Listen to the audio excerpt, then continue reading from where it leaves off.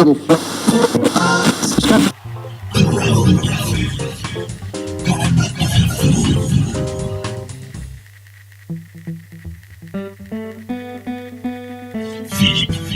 de Garnier, de 21 du lundi au vendredi. Bonsoir, bienvenue les amis. Vous êtes sur Crowd FM et c'est l'émission Philippe de Garde éveillé. Ce soir, avec nous, un invité de marque, un invité de prestige, le nouveau membre du groupe The Howling Crowd, Manu. Bonsoir Manu. Bonsoir Philippe. Donc The Howling Crowd, c'est un groupe de rock qui est né à Rouen. Ça fait maintenant 2 mois que vous faites partie du groupe, c'est ça Manu ? Exactement. 2 mois. Donc The Howling Crowd, dans les événements à venir, c'est d'abord un concert très prochainement, le 18 février 2016. Je ne me trompe pas, hein, c'est bien ça ? Exactement. Aux 3 pièces. Ouais. Donc les 3 pièces, c'est un peu le lieu actuel à Rouen, le lieu où il faut jouer. Hein. C'est ça, c'est la cave du moment, quoi. Absolument. Comme on part dans le milieu. Hein. La scène cave du moment. Avant ça, je l'ai oublié, que vous lancez également l'Instagram, c'est ça ? Insta ou Instagram d'ailleurs, on prononce comment ? Je n'ai pas l'habitude de toutes ces... Instagram et le Twitter, évidemment. Et le Twitter, on peut dire que The Howling Crowd entre de plein pied dans la prostitution moderne. La prostitution 2.0. La prostitution 2.0, absolument. Hein, tout le viol de la communication à outrance, hein, c'est bien ça ? Tout à fait ça. Qu'est-ce que ça vous fait alors d'arriver sur Twitter ? C'est quand même... C'est Twitter, quoi. Qu'est-ce que vous allez bien pouvoir poster sur Twitter ? À quoi vous attendez, quoi ? Beaucoup d'avis inutiles. Beaucoup d'avis inutiles. Je vous le souhaite en tout cas d'en avoir de très nombreux. Donc très prochainement, le 18 février, vous êtes aux 3 pièces, à Rouen, hein, the place to be, comme on dit en anglais, hein, c'est ça. Si on reprend au niveau de l'historique du groupe, The Howling Crowd, c'est tout d'abord une tournée triomphale en 2014. Hein. Je crois que le groupe a écumé toutes les caves de Rouen, toutes les caves de l'époque, l'Emporium, et j'en passe. Le Charivari, c'était un des premiers. L'Highland, de très très bons souvenirs à l'Highland. Et donc par contre, là on arrive à cette date fatidique, le 13 octobre 2014. Et là c'est l'incompréhension. C'est le drame absolu. Le drame absolu de l'incompréhension des membres actuels de l'époque du groupe. Le groupe se produit ce soir-là dans un pub dont on taira le nom ce soir. Et là, quel n'est pas l'étonnement du groupe lorsque le propriétaire de ce dit pub les installe à seulement 1 mètre des urinoirs. 1 mètre des urinoirs, c'est là que sera la scène du groupe où il va jouer ce soir-là. Les odeurs d'urine étant présentes et particulièrement suffocantes toute la durée du concert. Il paraît même, et ça c'est ce que l'on m'a rapporté, que certaines personnes du public ont vomi ce soir-là, tant l'odeur était forte. Et donc après cette triste date, le groupe ne fait plus rien. Le groupe entre quelque part en hibernation, si je peux me permettre. Il y a eu des groupes morts pour moins que ça. Oui, c'est vrai que le groupe quand même a toujours su renaître. Jusqu'au 21 juin, donc on est quelques mois plus tard quand même, où le groupe se produit pour la fête de la musique, dans cette petite bourgade de l'Eure. Et donc ce soir-là, le groupe fait un tabac, se produit devant une centaine de personnes, des âges... je crois que 7 à 77 ans. 7 à 77 ans, bien qu'après on m'a confirmé de 57 à 92 ans. C'était la moyenne des spectateurs présents ce soir-là. Oui. Mais quelle ambiance. Quelle ambiance. Ils ont joué d'ailleurs, vous n'y étiez pas encore, mais ils ont joué sur une plateforme de tracteur. Hein, une plateforme de tracteur. Je crois que c'est la meilleure scène qu'ils ont eue jusqu'à présent. Ils n'ont jamais trouvé mieux. Alors du coup, pour en revenir un peu à ce concert du 18 février 2016, comment est-ce que vous l'appréhendez, Manu ? Comment préparez-vous ce concert ? Beaucoup de trac. Beaucoup de trac. Mais beaucoup de travail. Beaucoup de travail. Beaucoup de persévérance. Beaucoup de persévérance. Et beaucoup d'humilité. Ben alors, il y a une question que je me pose, c'est pourquoi encore une cave ? Et là, j'attends de vous une réponse honnête. Pourquoi une cave ? Le groupe n'aimerait-il pas, pour une fois, je me permets une petite blague, mais jouer plein pied pour une fois, hein, se hisser jusqu'au rez-de-chaussée. Hein. Pourquoi une cave, Manu ? Parce qu'il fallait choisir entre les urinoirs au rez-de-chaussée et la cave. Et la cave a beaucoup plus de charme. Évidemment. Donc là, plutôt dans cette interview, nous parlons de prostitution en référence aux réseaux sociaux. J'aimerais revenir à la prostitution et aborder une page tragique du groupe. Et alors, il paraît que contractuellement, Manu, vous avez signé, vous êtes lié contractuellement au groupe, vous devez vous prostituer 2 jours par semaine. 3.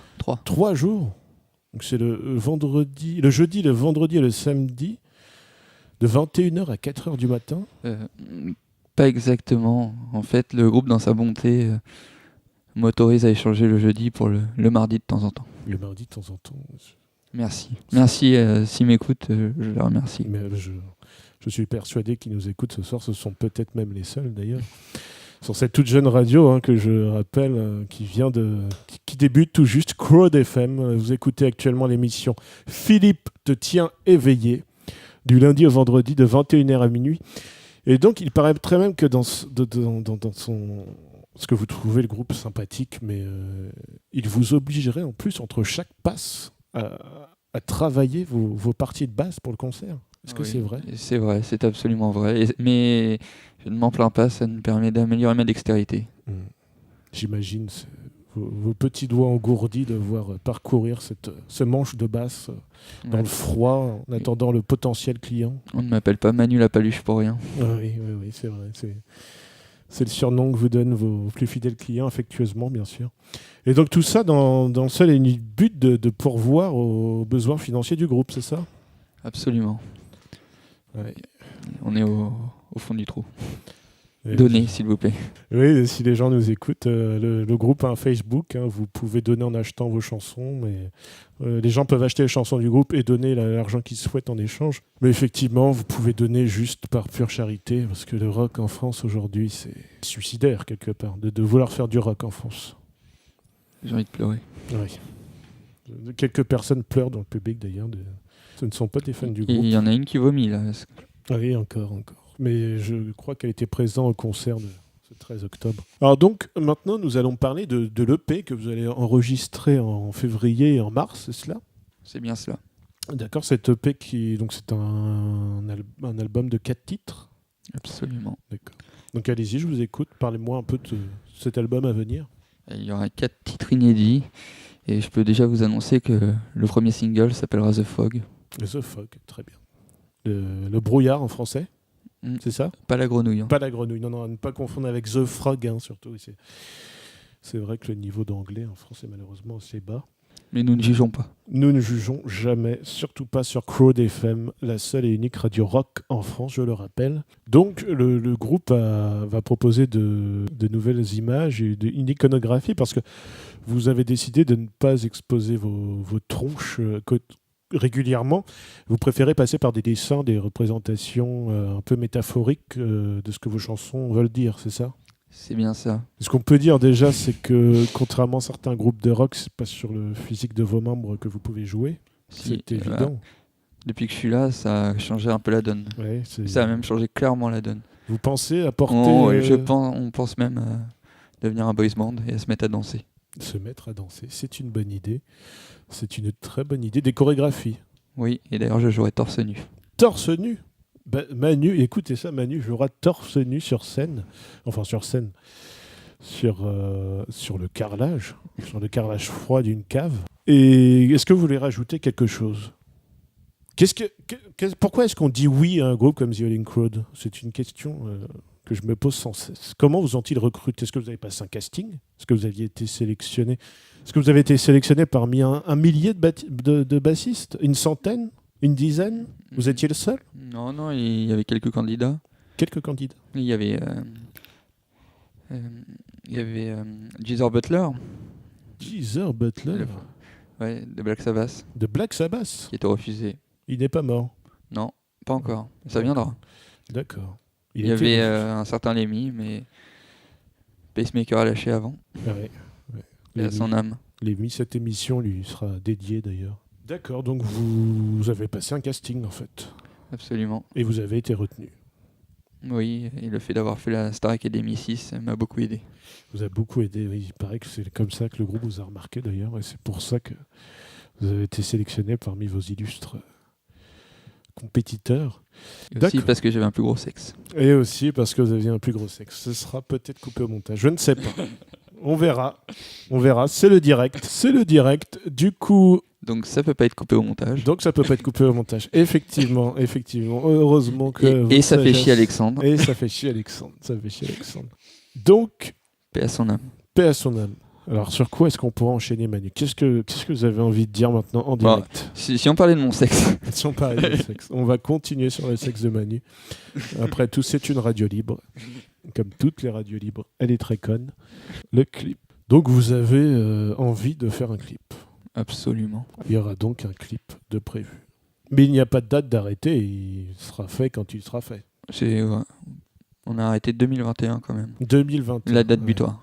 Date butoir 2021. Retenez bien ça, les fans de The Yelling Crowd qui nous écoutent actuellement.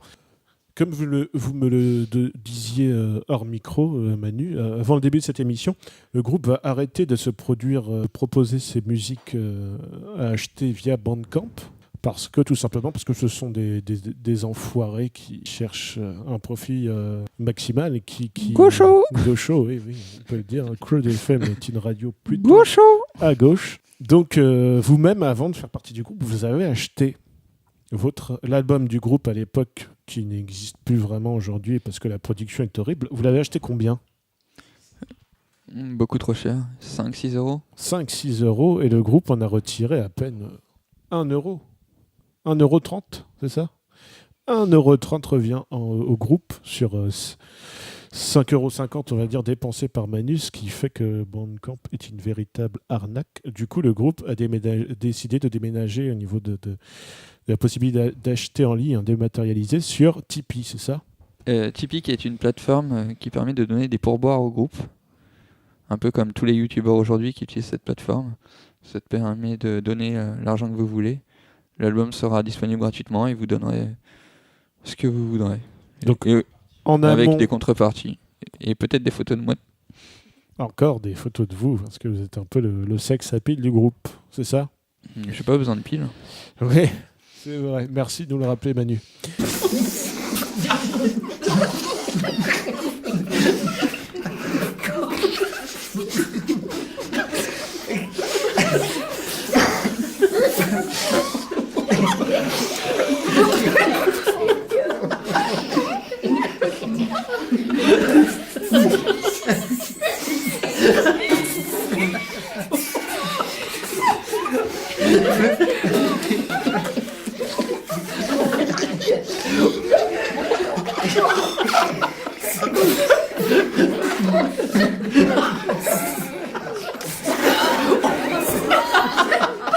The Yelling Crowd est également tâché aussi de sortir ses albums en version matérielle. Hein. Donc l'album sera aussi disponible physiquement. Vous pourrez l'acheter au concert ou via d'autres systèmes. Il faut laisser autant le temps au groupe de mettre ça en place. L'objet est important pour le collectionneur. Surtout dans le rock. Surtout dans le rock. Manu, les fans du groupe sont bien sûr très intéressés à savoir quel est votre parcours. Comment devient-on bassiste de The Yelling Crowd et qu'a-t-on fait avant ? Qu'avez-vous fait avant ? Quelle est votre vie, Manu ? Je me suis beaucoup fait chier en fait. Et puis un jour j'ai vu la lumière. D'accord. Cette lumière s'appelait Yelling Crowd. Oui, c'est une secte en fait. Ce groupe est une secte. Vous avez vu la lumière. Oui. Et Alexandre, le guitariste, un tiers de et le votre gourou. salaire est versé à The Yelling Crowd d'ailleurs. Un tiers de votre salaire. 4 tiers du salaire. 4 tiers du salaire. C'est énorme. Parce que vous m'avez pas vu en slip. Vous travaillez. Et d'ailleurs, parce que en France aujourd'hui, on ne peut pas vivre du rock'n'roll. Surtout si on chante en anglais, ce que fait The Yelling. Enfin, en tout cas, le groupe essaye. Donc, vous travaillez à côté, comme chacun des membres. Oui, je travaille aux acédiques. Vous travaillez aux acédiques. Comme chacun des membres. Comme chacun des membres. Et les 4 tiers de votre salaire est reversé au groupe. C'est bien ça. Tout à fait. Tout à fait. On peut donc dire également qu'il ne faut pas être une lumière en mathématiques pour faire partie d'un groupe de rock. C'est une radio libre, on peut dire ce que l'on veut. C'est la beauté de Crowd FM. Je vous rappelle que vous êtes en ce moment en train d'écouter Philippe te tient éveillé du lundi au vendredi de 20h à minuit. Ce soir, notre invité, notre seul et unique invité, notre invité d'honneur, notre invité exceptionnel, Manu, le nouveau bassiste de Arrêtez. The Howling Crowd. Manu, l'interview maintenant touche à sa fin. Nous allons bientôt devoir en antenne. Est-ce qu'il y a quelque chose que vous voudriez rajouter pour nos auditeurs et pour le public présent aujourd'hui? Parce que je vous rappelle que nous sommes en live.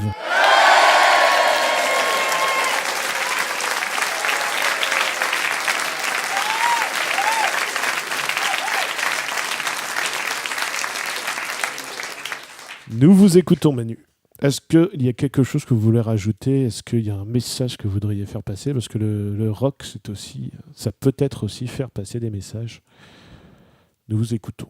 The Howling Crowd, c'est d'abord beaucoup d'amour, beaucoup de passion. Et on veut vous partager tout ça. On vous aime. Très bien. Love. Vous écoutiez donc Philippe te tient éveillé. L'émission touche à sa fin. Chères auditrices, chers auditeurs, merci de nous avoir écoutés. Bonsoir. Kiss, kiss, love, love. Smiley qui sourit.